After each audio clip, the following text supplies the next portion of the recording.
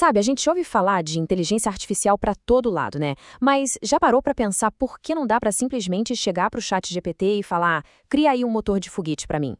A resposta para isso, olha, ela mostra que existem dois mundos bem diferentes de IA. E é sobre isso que a gente vai conversar hoje. A diferença gritante entre a IA que a gente usa para criar textos e imagens e uma outra que está construindo as máquinas do futuro. Então, vamos começar pelo começo, né? Pela IA que está na boca do povo, a tal da IA generativa. É aquela que a gente vê no Midjourney, transformando uma frase maluca numa obra de arte, ou no ChatGPT salvando a pele na hora de escrever um e-mail. É inegável, essa tecnologia simplesmente explodiu nos últimos anos. Parece até mágica a capacidade que ela tem de criar conteúdo. E olha, é impressionante mesmo. Esses modelos de linguagem, eles escrevem código, resumem artigos gigantes, até criam poesia. Dá a impressão que eles realmente entendem o mundo, sabe? E foi essa capacidade toda que acabou virando sinônimo de inteligência artificial na cabeça de muita gente. Mas a história não para por aí, não. Só que é exatamente aqui que a coisa começa a ficar interessante. Porque toda essa mágica da IA generativa, ela bate num muro. Um muro bem real quando a gente tenta levar isso para o mundo físico, o mundo das coisas que a gente pode tocar. E para entender direitinho que muro é esse, tem uma pergunta que a gente precisa fazer. A pergunta é essa, bem direta, mas que abre todo o jogo.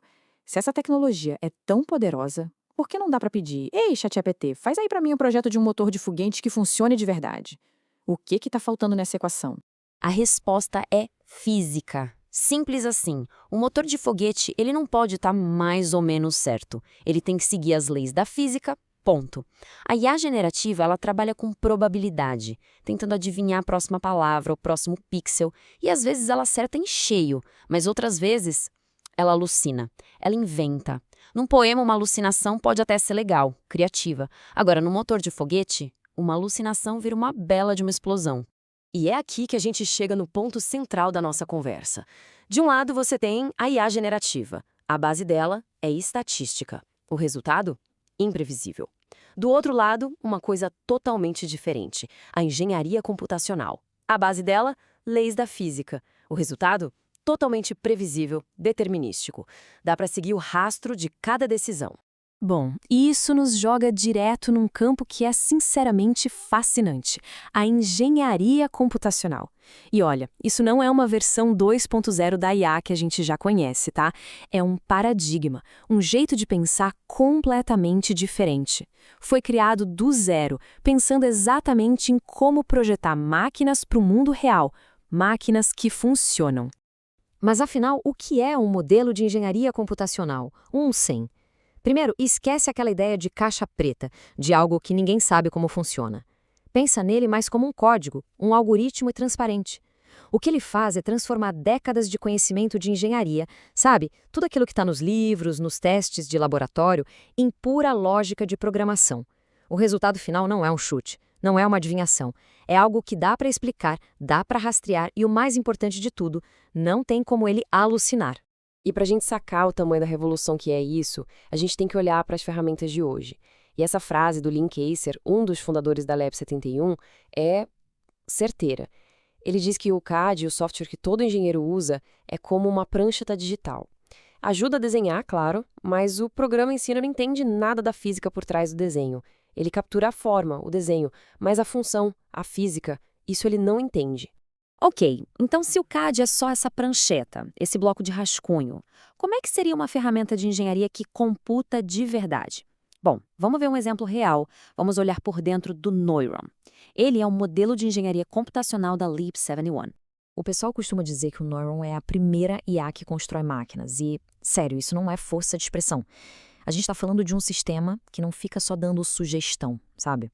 Ele gera o projeto completo da máquina, prontinho para ir para a fabricação e funcionar no mundo real. Vamos entender um pouco melhor como ele funciona. O neurônio não é uma rede neural daquelas que a gente não sabe bem o que acontece lá dentro. É código puro, explícito, escrito em C#. O trabalho dele é basicamente traduzir um pedido simples, tipo, eu quero um motor com tanto de empuxo usando tal combustível, e transformar isso numa geometria 3D completa, pronta para fabricar. Não é um desenho parado no tempo. É um sistema lógico, vivo, que computa o projeto com base nas leis da física. E é aqui que a gente vê o poder dessa abordagem. Olha só que legal. Se alguém muda um parâmetro, tipo combustível do motor, o sistema não fica adivinhando o que fazer. A lógica dele entra em ação, recalcula tudo o que precisa, como o calor gerado, e já altera o projeto na hora, como os canais de resfriamento. É causa e efeito, tudo lógico, rastreável e baseado em física pura. Tá, tudo isso é muito bonito na teoria, mas e na prática, funciona? E a resposta é sim. E como funciona? Esse sistema não está só no computador, não. Ele está cuspindo hardware de verdade para ser testado, numa velocidade que, olha, era coisa de ficção científica até pouco tempo atrás. A grande virada de chave aqui é a velocidade. Pensa só, um processo de design que levava meses, às vezes anos, com uma equipe gigante de engenheiros, agora pode ser feito em minutos ou horas. É uma redução de tempo absurda, que abre a porta para inovar num ritmo muito, mas muito mais rápido. E com isso, o ciclo de criar, testar e melhorar fica incrivelmente ágil. Funciona assim. Primeiro, você dá os requisitos básicos. Daí, o Neuron computa o projeto inteirinho. Esse projeto vai direto para uma impressora 3D industrial. E a peça sai de lá pronta para ser testada no fogo, literalmente. E o mais genial é que os dados desse teste voltam para o modelo, alimentando o sistema para que o próximo projeto seja ainda melhor. É um ciclo que só melhora. E os resultados? Bom, eles falam por si. Só para provar que o negócio funcionava, a Lab 71 projetou e testou 8 motores de foguete diferentes em só 5 meses. Para ter uma ideia, na indústria tradicional, desenvolver um único motor pode levar anos. Eles fizeram até um modelo Aerospike, que é um dos designs mais complexos e difíceis de fazer, mostrando o poder e a velocidade dessa nova forma de pensar em engenharia. É o que chamam de ciclo virtuoso. Cada teste no mundo real não serve só para dizer, ok, funcionou. Ele enriquece o modelo Neuron com dados de verdade. Isso vai criando um efeito de bola de neve. O sistema não só projeta, ele aprende e melhora a cada novo teste, ficando mais e mais inteligente e confiável. Certo. Mas o que tudo isso significa no final das contas? Vamos dar um passo atrás para olhar o cenário completo.